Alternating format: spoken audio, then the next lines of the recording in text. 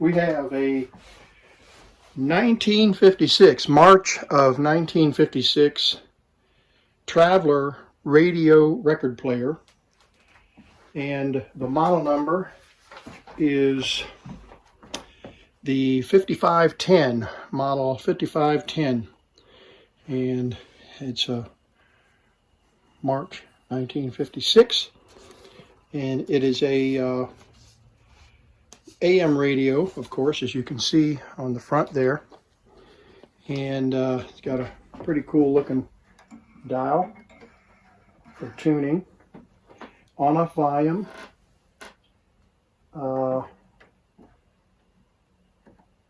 radio and phono switch, tone control, and tuning, so it'll tune with the knob or with the dial.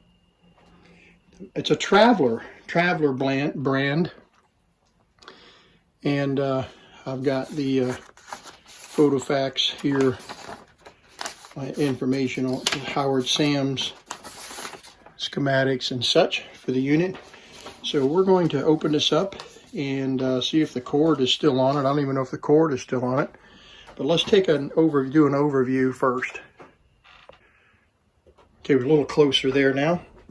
And we'll open this up and look at the record player. It's a changer, and it came with the 45 RPM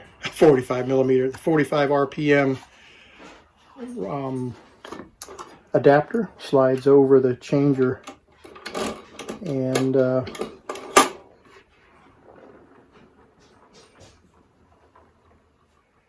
let's see. 45 RPM, and I don't see an RPM setting on there anywhere to set it for 78 or 33. Maybe, I don't know. There's a reject and on and off switch.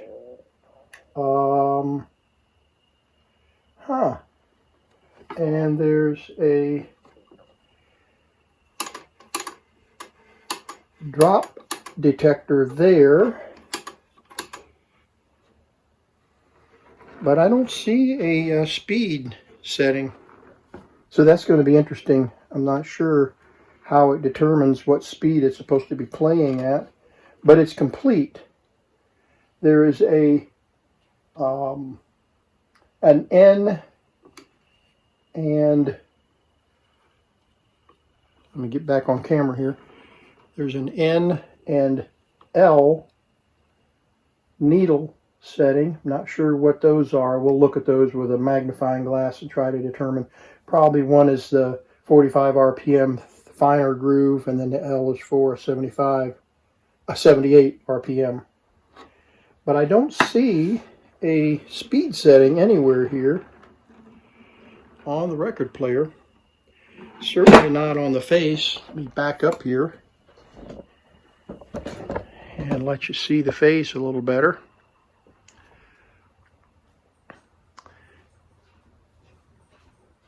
Take a quick look at the schematic. It's a 5-tube radio, a 5-tube set, 3, 4, 5.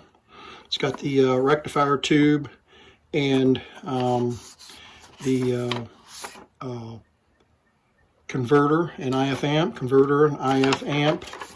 and then the detector and the output, 50C5 audio output. So I don't see anything else here that indicates the speed of the motor. And of course this doesn't have the motor control here on it. It's just the radio. There's chassis layout.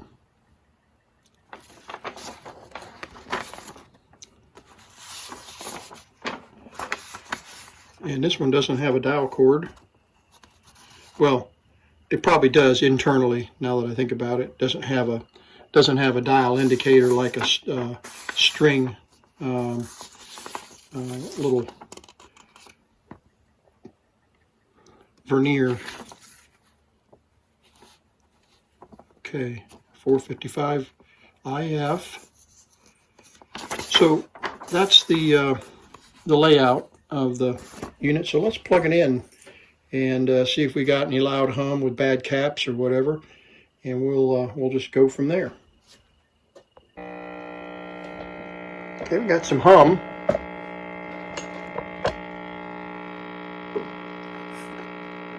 No amplification.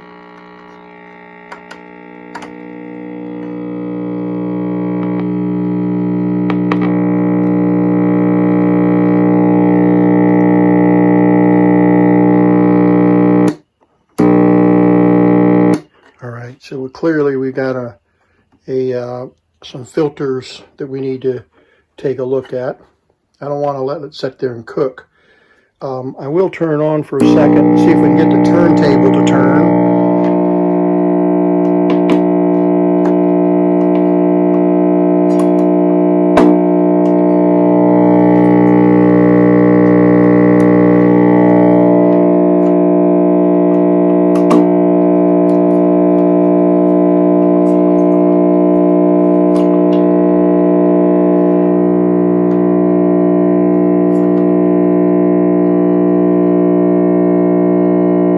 Trying to.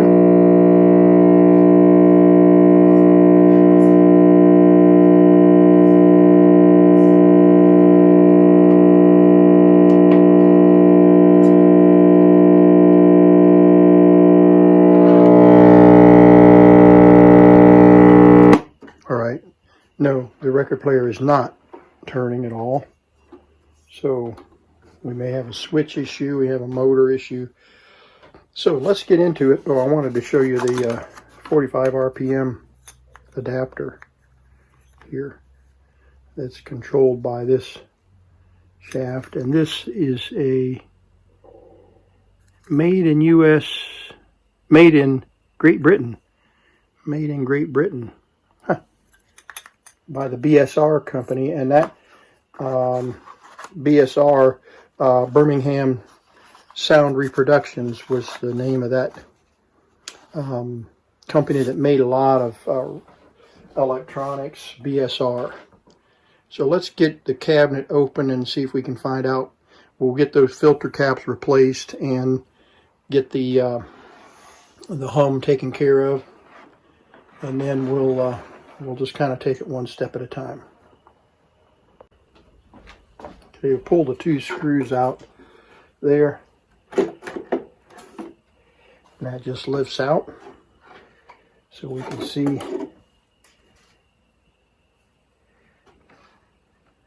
tube configuration. And then the turntable lifts out, I believe, with just 4 screws holding it in. So we'll lift that out and see if we can get the chassis out of the set. I'm just taking the screws out of here, and I noticed this right here. There's a knob missing. See the dot? There's a knob missing. That's the speed control. Yep. So it makes sense. There would need to be a speed control somewhere. But yeah, so we'll have to figure out what kind of shaft there was on that, and I don't know if the knob is laying down in here anywhere. Sure would be nice, wouldn't it? But anyway, we'll 3D print one if we have to. But yeah, we're missing the speed control on the record player.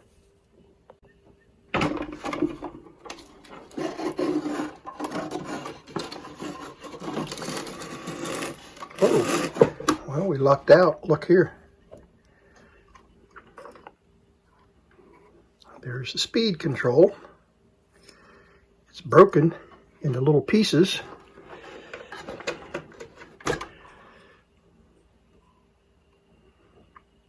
Yeah, the shaft just snapped right off. Look at that. Okay. It's all right. There's some clips down in here. some E-clips. So set those aside. I'm glad there's the knob. That'll be good. We have a matching knob. Let's see what this looks like. Okay, the motor's still plugged in. There's the audio line. The audio, get my hand out of the way. The audio, and it has a phono jack there, you can see over here in the corner. So hopefully the motor's not burned up. We'll see if we can get the motor spin. These synchronous motors were notorious for getting gummed up, and it may be turning, but the tires could be shot. And you can see the rubber. Let me look, see if I can get you a view in there. See the rubber connectors, rubber bushings there are hardened and shot. They are what hold the motor. What holds the motor in place. So we'll give you another close-up look there.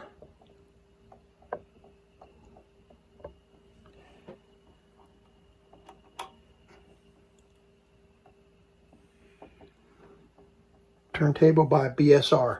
There's the retaining clips that hold us hold the unit onto the spring mounts. You can see a spring right in there, and that's what mounts the turntable to give it a little bit of shock resistance. But it's actually in pretty good shape, so we'll get all this gummy grease cleaned up. All right, so I'm going to unhook the turntable, and these are pretty standard setups. Let me get you a look in here. Zoom out. You usually have a power connection, like we do right here, and an audio connection, which is right here. That's all there is to it, and we'll just lift the turntable right out, set it aside.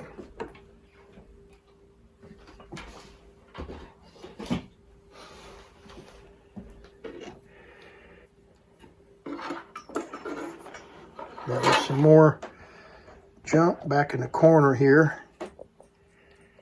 Not sure what all that is. Pieces of the rubber bushings that we were looking at earlier, and some mouse. No, that's not mouse poop. That's just part of that rubber bushing. So we'll vacuum this out just so we're not scattering that all over the shop, and then we'll open up the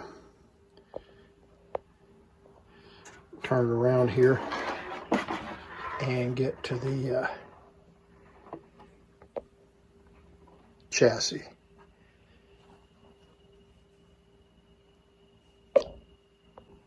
Okay, we'll need to pull the staples loose for the power cord there, and then there's a couple of screws holding this chassis into the frame. Isn't it interesting, the use of wood for everything? Back in the day, plastics were not really a thing, at least not to the degree that way they are today. And I'm wondering, I guess we're going to have to pull all these knobs off. That's a little bit nerve-wracking. Sometimes they just pull right off, like those. Oh, that's easy. Oh, that's so easy. Now, does this have a screw? I guess you don't tune it with that. If you do, you're going to mess up the string. See, it doesn't turn the... I don't know how that's going to come off. Okay, just pull straight off. Okay, look at that corrosion. Mold or whatever that is. What a mess. Okay, So we got that good. This little back should just pull off now and slide right out with these two screws. Let's just see if that's the case.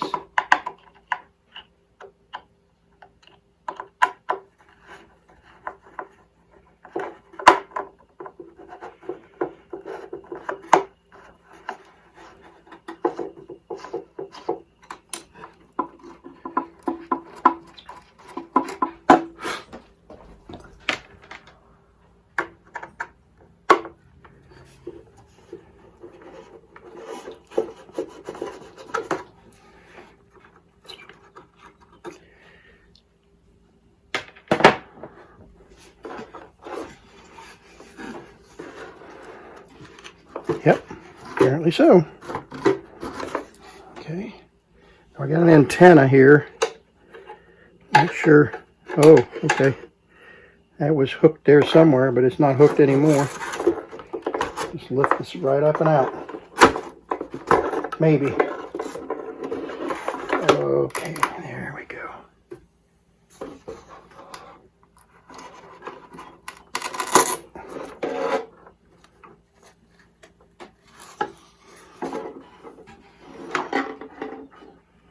Speaker's in good shape. A little bit of warp.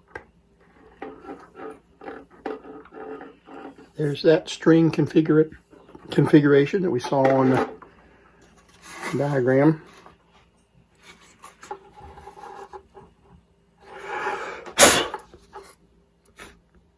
Trav-ler Radio Corporation.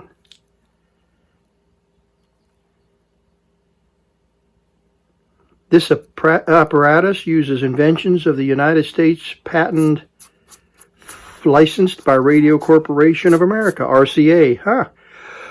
Interesting. So we used RCA design. How do you like that? Well, this ought to be an easy repair since it's such a... Oh, and look here. Look here. We got tube layout and portable radio and phonograph combination with automatic record changer. Model 6515A. Okay, the model number that I had was the 5510, but I think the schematic is the same.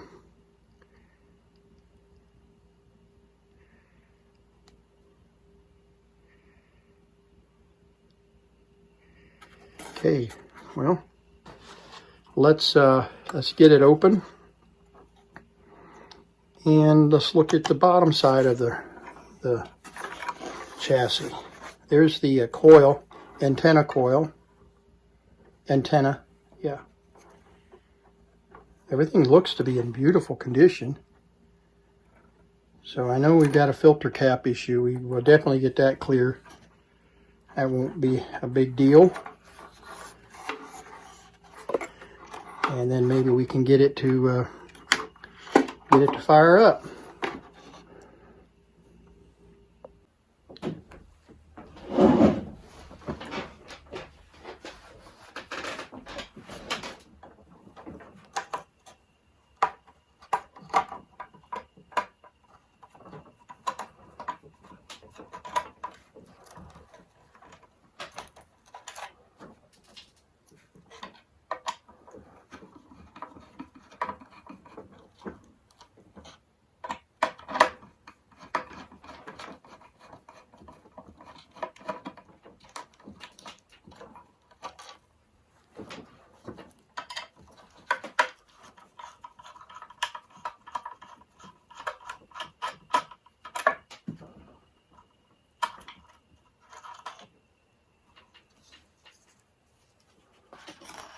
Okay, got a metal shield base on there. Keep fire from catching the wood. So we'll get our 1/4-inch nut driver and open that up.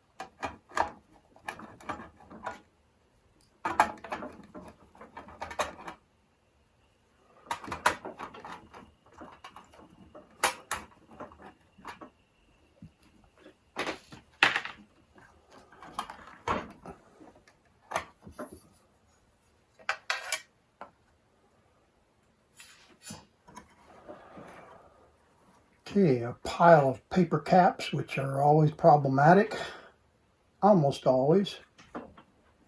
There's our filter cap connections right in there.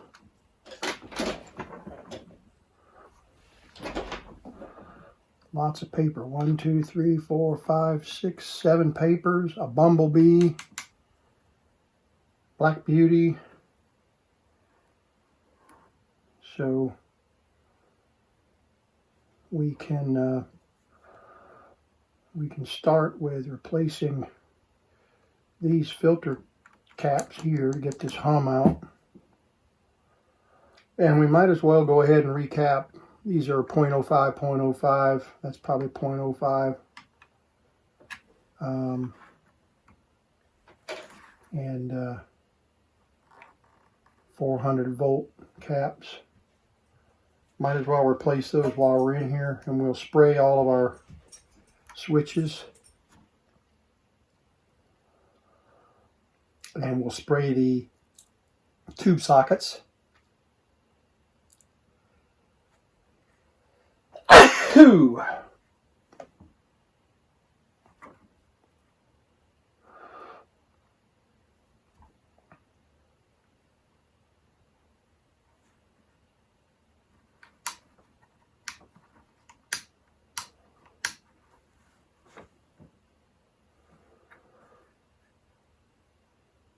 All right, so let's do that. Let's just first of all, let's replace this filter cap. Let's look at the schematic here if we're close. What did we say this was? 6515.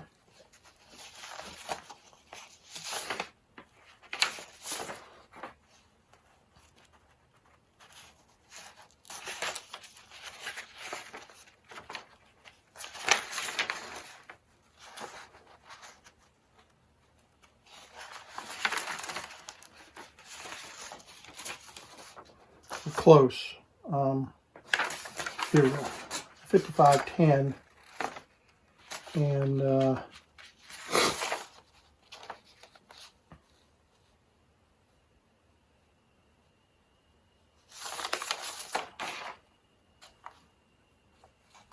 in any case, here's the filter cap that we're dealing with, C1. There's a 50 microfarad and a 50 microfarad. And let's just see if that confirms that on the side of the can. I'm looking at this filter cap right here. 50 microfarad at 400. 50 microfarad.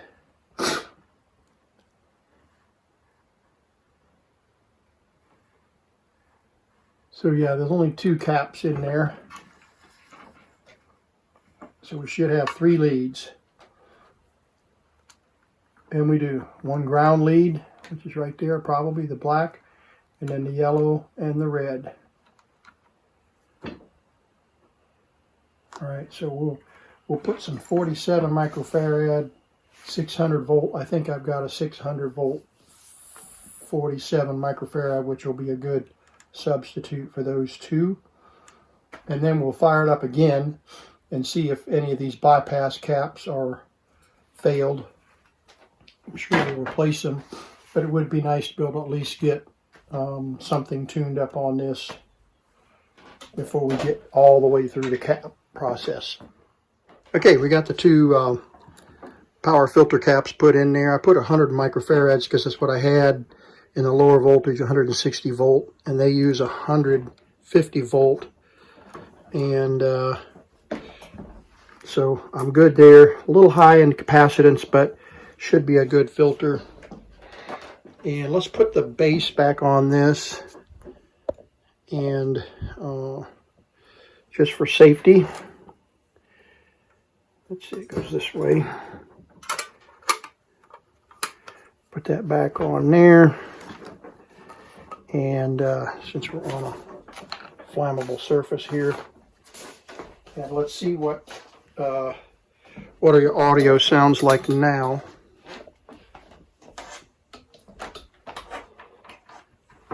Okay. Okay, it's plugged in, turned on. Let's get the light tubes lit up.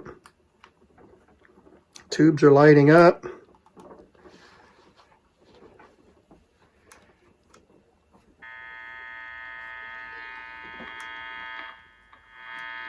Got a little bit of a hum in our audio.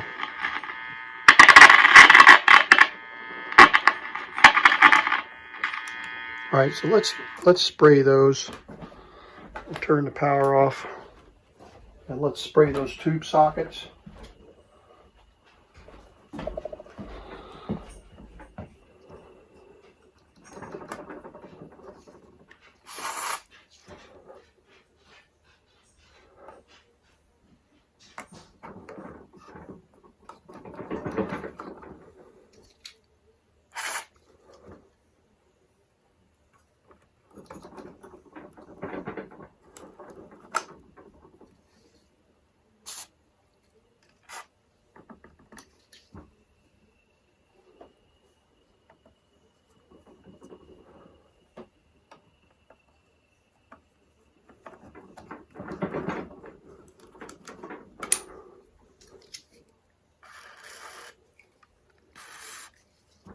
Okay.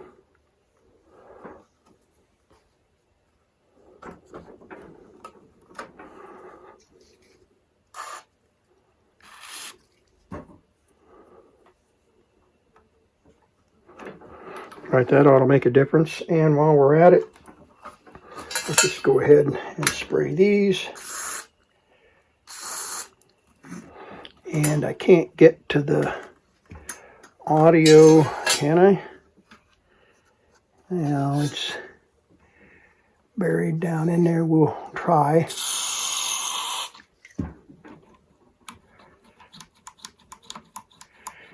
Okay. Back on our tray. And power back up. Okay, power on.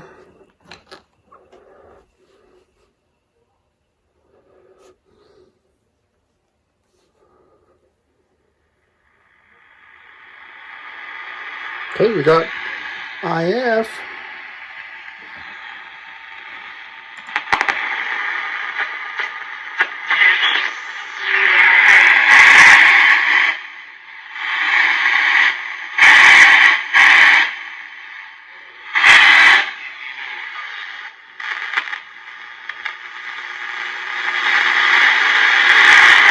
Now remember,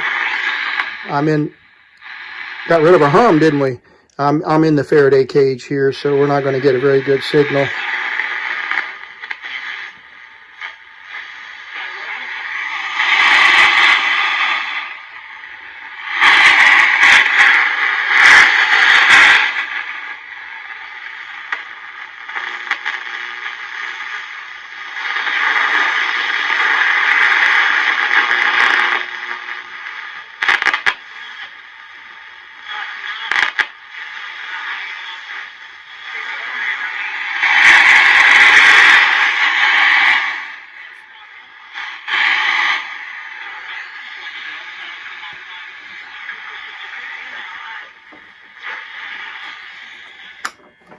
Okay, we do have a little bit of a hum.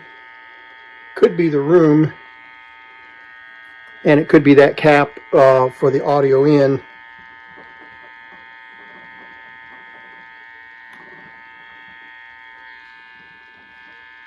That's wide open. I would expect some noise in the tubes for sure.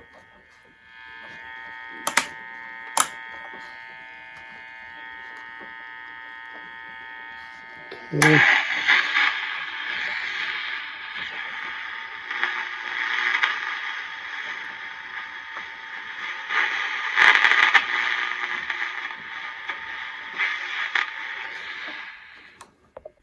Okay, I've got my 160 meter antenna, which you know is just above the broadcast band on AM radio, and I've just brought it in here and I'm coupling it to the antenna.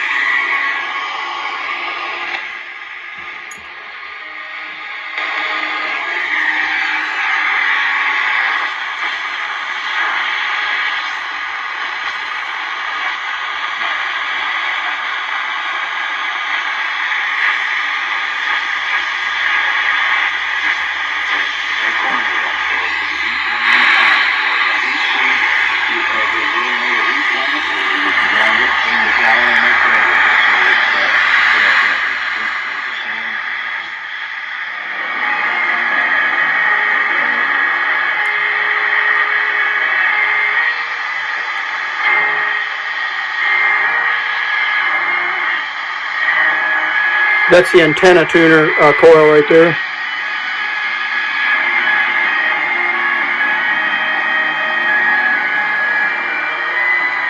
I mean the oscillator coil, I'm sorry. And then this is the antenna trimmer right here.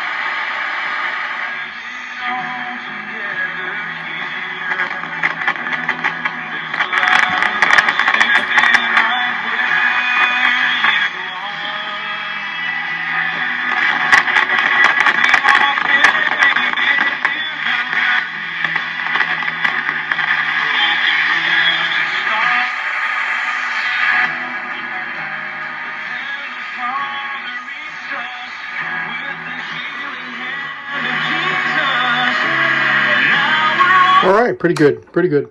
Okay, so I'm not going to bother recapping the whole set because this will be a beautiful little shelf queen. But let's hook up. Let's set this back in the chassis and hook up the turntable. We've got to get the turntable running first. So, and there's power there, supposedly, that controls the power to the turntable. So we'll hook a meter up and check and see if we got power here just to be sure. And then we'll hook it all back up and see if we can get it to get the turntable to turn, get that motor running.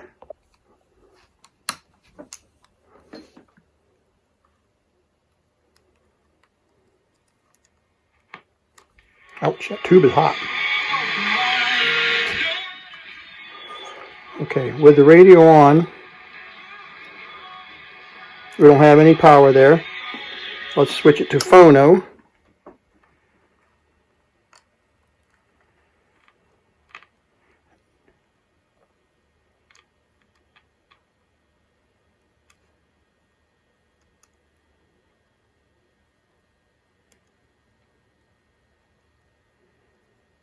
Come on. DC. Let's go back. Let's see. We'll switch it to the right range. Come on, Kent. All right, we do have 120 volts on the motor.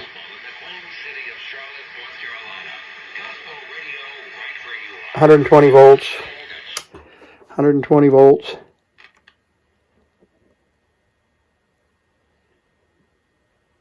I'm not sure what that 2 volts is. About 120 volts between the two red wires. And might just be a safety ground. Oh, there's 110 volts. Okay, and then yeah, so this, it's not switched. Power on these leads are not switched. It's just the audio that's switched. And we can double check that. Yeah, there we go. The power switch, of course, switches the power to the record player. All right. AM radio is working great.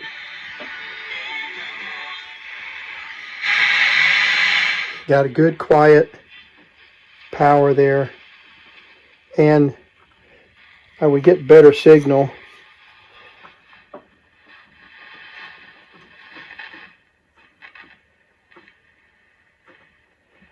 if I had better indoor antenna. But anyway, all right. So let's get this turntable hooked up. Okay, we've got to spray the speed control. That's locked up.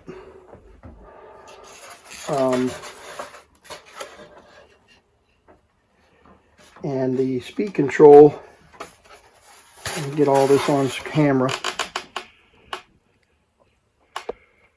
Speed control right here, and it controls this arm and shifts the, we'll look at the inside workings of it, but that is bound up And so we've got to get that freed up in order to adjust the speed control. And so I've sprayed it. Let's see if we can get it to free up. That's why it broke that shaft.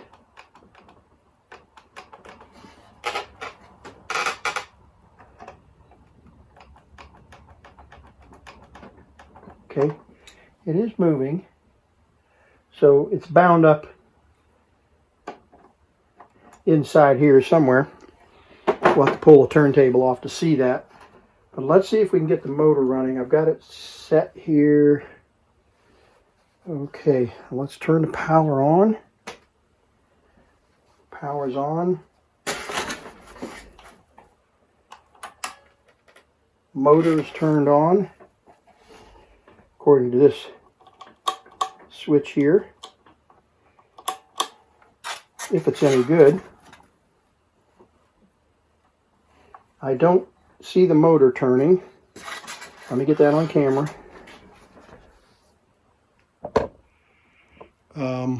We're down in here. Let me zoom in.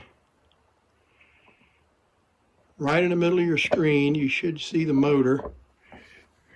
Yeah, right there. You should see the motor. This is the on-off switch. See, there's off. And let me get on camera. There's off.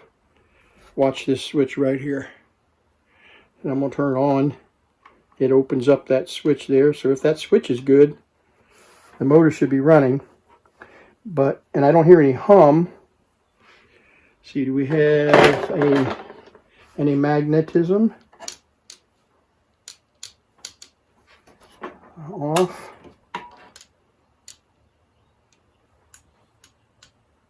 A little bit of magnetism there. On. Yeah, so there's not any current flowing that I can tell through the switch or into the motor.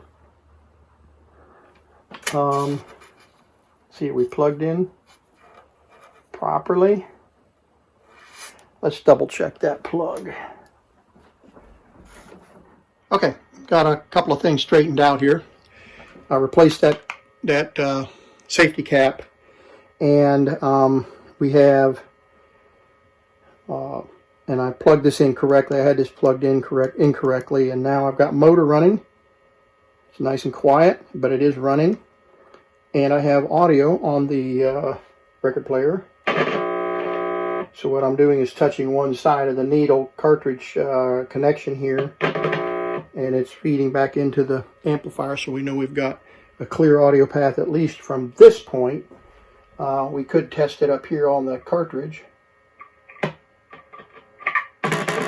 Yeah, so we got a cartridge, and we've got needle. Cartridge is working great, so that's a good sign. So all we have to do now is get these mechanics freed up so that everything will turn properly and the speed will adjust and all of that. So that's what I'm going to do next. I'm going to get all of that mechanical working nice and smoothly, and we should be able to hear a record play here in a couple of minutes. We're going to stop right here, and we'll pick it up in part 2, where we repair the frozen parts in the speed adjustment section. Was quite a bit of work involved in getting all of these parts to free up. Got to slide up and down. Had to use some heat and some other things, as you'll see in part 2. And then I had to rebuild a control arm for the speed control that was broken completely off. So join me with part 2 as we continue with the project of repairing the turntable and getting the whole thing playing.